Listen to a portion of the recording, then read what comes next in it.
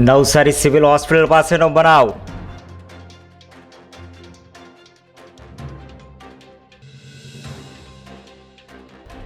Eco van દ્વારા એક રિક્ષા અને બાઇકને અડફેટમાં લીધી.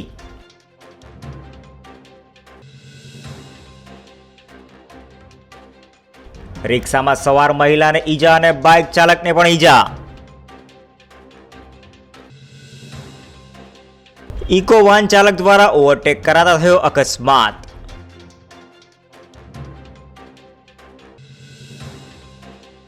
ઇકો વાનનો ડ્રાઈવર નશાની હાલતમાં. સ્થાનિકોએ ડ્રાઈવરની કરી ધરપકડ.